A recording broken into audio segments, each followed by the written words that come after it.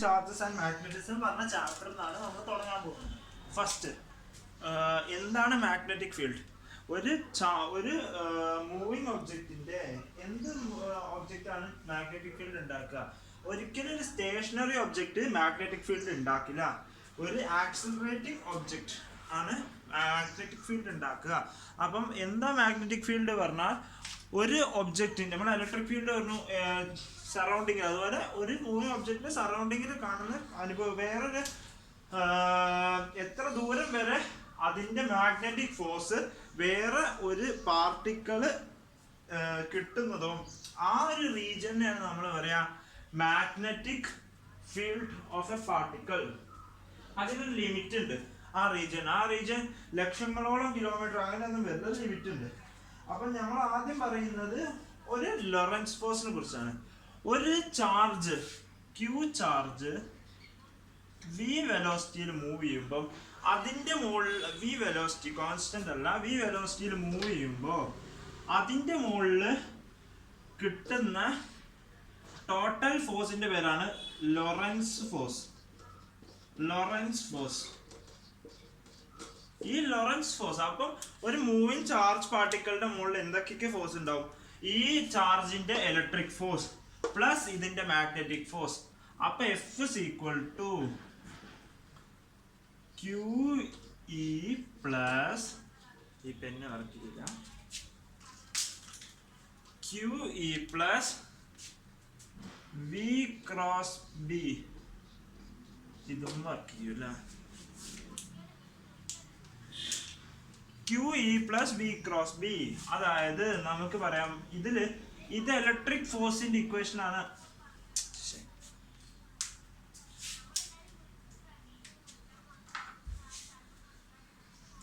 ഇത് ഇലക്ട്രിക് ഫോഴ്സിന്റെ ഇക്വേഷൻ ആണ്, എല്ലാവർക്കും അറിയാം. അപ്പൊ ഇത് മാഗ്നറ്റിക് ഫോഴ്സ് എന്ത് QV cross B.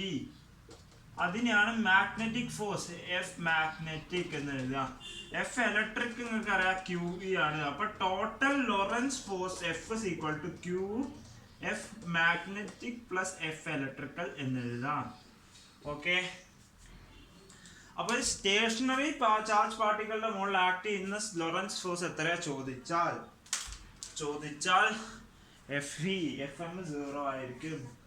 Okay. V cross B മറക്കണ്ട, ഞാൻ ഡയറക്ഷൻ കണ്ടുപിടിക്കാനുള്ള ഐഡിയ പറഞ്ഞു, ട്രിക്ക് പറഞ്ഞു. അതിന്റെ പാം റൂൾ, നമ്മളെ റൈറ്റ് ഹാൻഡ് ലെഫ്റ്റ് ഹാൻഡ് റൂളിനൊക്കെ പകരം പാം റൂൾ എന്നൊറ്റ റൂള് പറയാം. ഇനി motion of A charge particle in A magnetic field ആണ് അടുത്ത സെക്ഷൻ. ഇങ്ങനെ ഒരു കണ്ടീഷൻ, ഒരു ചാർജ് പാർട്ടിക്കിൾ Q ഞാൻ V വെലോസിറ്റിയിൽ പ്രൊജക്ട് ചെയ്തു. Magnetic field into the plain ആണ്. ഓക്കെ. അപ്പം V വെലോസിറ്റി ഞാൻ സ്ട്രെയിറ്റ് ആയിട്ട് വന്നു. അപ്പൊ സ്ട്രെയിറ്റ് ആയിട്ട് വരികയാണ്. ഈ പാം റോഡ് വെച്ച് ഞാൻ പറഞ്ഞു തന്നത് ഇങ്ങനെ പോയി ഇങ്ങോട്ട് പോയി ഇങ്ങോട്ട്. ഒരു പാർട്ടിക്കിൾ ഇവിടെ കേറിയാൽ അത് ഇങ്ങനെ റൊട്ടേറ്റ് ചെയ്യും, എന്നിട്ട് ഇങ്ങനെ പുറത്തോട്ട് വരും. ഓക്കെ. ഇനി കേറി ഇങ്ങനെയാണെങ്കിൽ 90 ഡിഗ്രിയിൽ കയറുകയാണെങ്കിൽ 90 ഡിഗ്രിയിൽ പുറത്തോട്ട് വരും. ഓക്കെ. ഇനി സെക്കൻഡ് കേസ്, ഫസ്റ്റ് കേസ് ഇത്. സെക്കൻഡ് കേസ് ഇങ്ങനെ കയറുകയാണ് വിചാരിക്കുക. അപ്പോഴും ഇങ്ങനെ റൊട്ടേറ്റ് ചെയ്ത് അതേ ആംഗിളിൽ ഇത് തീറ്റയാണെങ്കിൽ ഇതും തീറ്റ. ഇനി ഇങ്ങനെ കയറുമെന്ന് വിചാരിക്കുക. തേർഡ് കേസ് ഇങ്ങനെ പുറത്തോട്ട് പോകും. ഇത് ഫൈ ആണ് വിചാരിക്കുക, ഇത് ഫൈ ആവും. ഓക്കെ. അപ്പൊ ഇങ്ങനെ 3 കേസ് ഞാൻ പറഞ്ഞു. ഇത് first case, second case, third case. Okay. അപ്പൊ ഇങ്ങനെയായിരിക്കും ഒരു ഫീൽഡില് ഒരു ചാർജ് പാർട്ടിക്കിളുടെ മോഷൻ. അപ്പം നോക്കിക്കോ,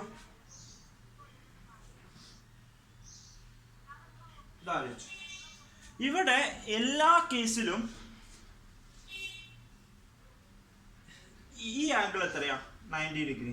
ഈ ആംഗിൾ എത്ര? 90 ഡിഗ്രി. ഈ ആംഗിൾ എത്ര? 90 ഡിഗ്രി. അതായത് ബിയും ബിയും ആംഗിൾ എപ്പോഴും 90 ഡിഗ്രി ആണ്. അപ്പൊ ഒരു സർക്കിൾ കംപ്ലീറ്റ് ചെയ്യും, അല്ലെങ്കിൽ സെമി സർക്കിള് സർക്കുലാർ കംപ്ലീറ്റ് ചെയ്യണമെങ്കിൽ ഫീൽഡ് ടോട്ടൽ ഫീൽഡ് ഉണ്ടാവണം. അതിന്റെ അർത്ഥം അത് ഞാൻ പിന്നെ പറഞ്ഞ.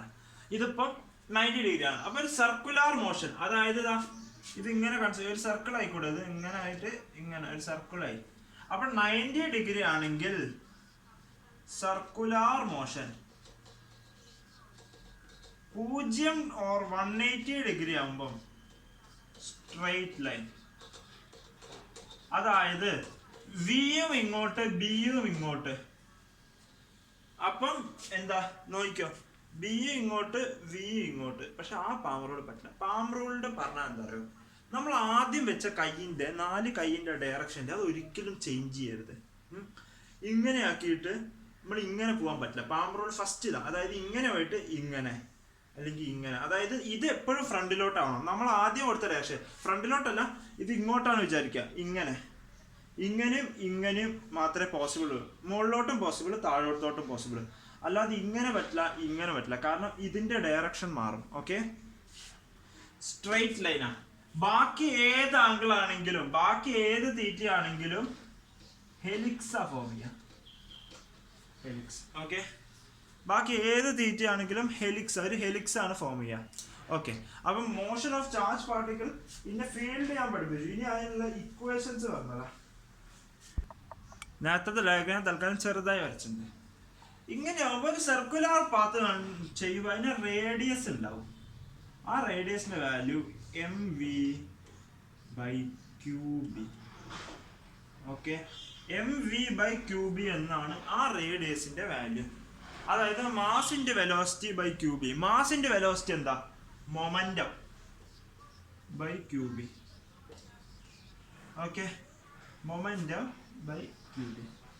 ഇങ്ങനെയും ഓർമ്മിക്കുക. കാരണം പറയാം, ഒരു പാർട്ടിക്കിൾ, രണ്ട് പാർട്ടിക്കിൾ, ഒരു ഹൈഡ്രജനും ഒരു ഹീലിയവും. ഹൈഡ്രജനും ഹീലിയവും.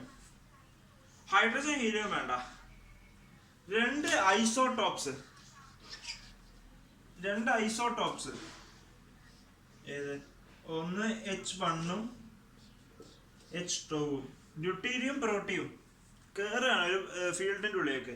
രണ്ടിനും ക്യൂ സെയിം ആണ്, വിത്ത് സെയിം മൊമെന്റ് എന്ന് പറഞ്ഞു. അപ്പം MV സെയിം ആണ്. അപ്പം രണ്ടിന്റെ റേഡിയസ് ഈക്വൽ ആണ്. ഇനി മൊമെന്റം ഡിഫറെന്റ് ആണെങ്കിൽ നോക്കി നോക്ക്, M കൂടുതൽ ഏതാ? ഡ്യൂട്ടീരിയത്തിന്. ഡിന് M കൂടുതലാണ്. അപ്പം radius of deuterium is more.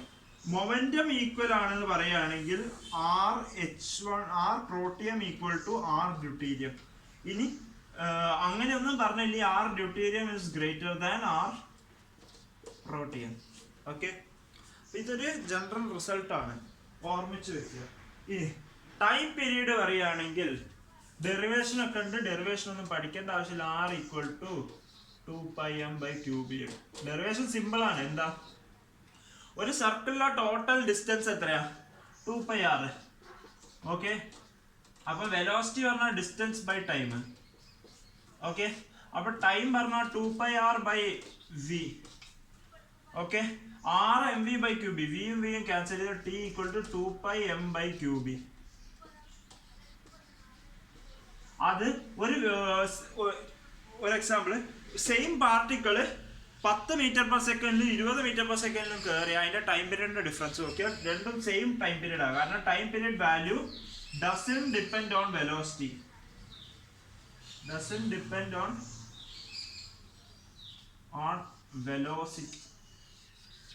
Velocity ടേമിനെ ടൈം പീരീഡിന്റെ ടേം ഡിപ്പെൻഡ് ചെയ്യൂല. അതാണ്. അപ്പൊ രണ്ട് പാർട്ടിക്കിൾ കയറിയ അത് same particle, same mass and same charge into same magnetic field കയറിയാൽ അതിന്റെ with different velocity time period same ആയിരിക്കും.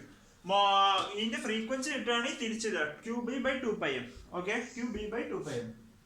ഇനി ഈ ഡിസ്റ്റൻസ്, ഈ ഇങ്ങനെ ഒരു സാധനം പഠിക്കുന്നതിന് ഇതന്നെ പഠിച്ചു വെച്ചോ, ഒരു ഫീല് കിട്ടിയില്ലേ എന്താ ഇതെന്ന്.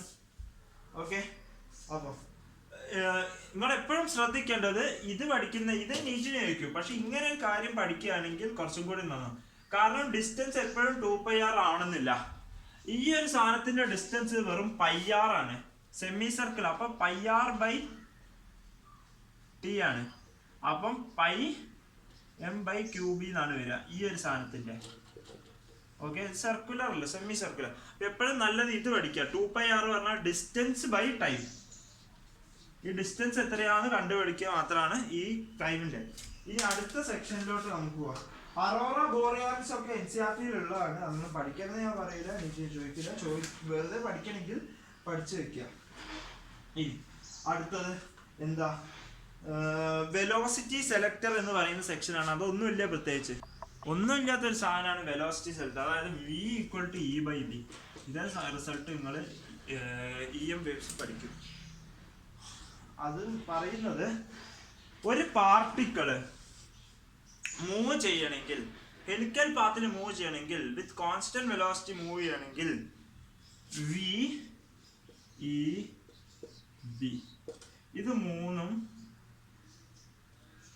മ്യൂച്വലി പെർപെൻഡിക്കുലർ ആണ്. അതായത് ഇങ്ങനെയാവണം. അതായത് E × B must be the direction of v. Okay, അതായത്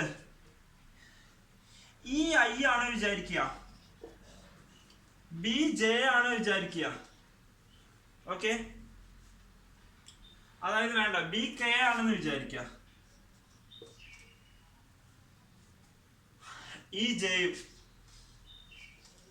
ജെയും B K യും ആണ് വിചാരിക്കുക. എനിക്ക് വരയ്ക്കാനുള്ള സുഖം കൊണ്ടാ.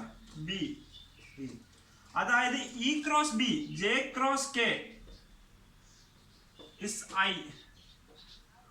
അപ്പം വെലോസിറ്റി എപ്പോഴും I ക്യാപ്പിലാവണം, അതായത് X ഡയറക്ഷനിലാവണം. ഇത് ബേസിക് മാത്സ് പറഞ്ഞ സെക്ഷൻ ലൈവ് ആയിട്ട് വെച്ചിട്ട് നിങ്ങൾക്ക് ഇതിനൊക്കെ സംശയം ഉണ്ടെങ്കിൽ ഇത് തീർത്ത്. ഓക്കെ, അപ്പൊ ഇതാണ് വെലോസിറ്റി സെലക്ടർ പറയുന്നത്. ഇനി അടുത്ത സെക്ഷനിലോട്ടും അത് കിടക്കാം. അടുത്ത സെക്ഷൻ നമ്മൾ ഡിവൈസിനെ കുറിച്ച് പഠിക്കാൻ പോവാണ്, സൈക്ലോട്രോൺ. ഇത് നീറ്റിന്റെ സിലബസ് ക്യാൻസൽ ആക്കുക ഇല്ല എന്ന് എനിക്കറിയില്ല. ഈ സെക്കൻഡ് വരെ ക്യാൻസൽ ആക്കിയില്ല, അതുകൊണ്ട് ഞാൻ എടുക്കും. ഒരു ചാർജ് പാർട്ടിക്കിൾ ചുറ്റും കുറെ ഡീസ് സ്വയം ക്രിയേറ്റ് ചെയ്യുക.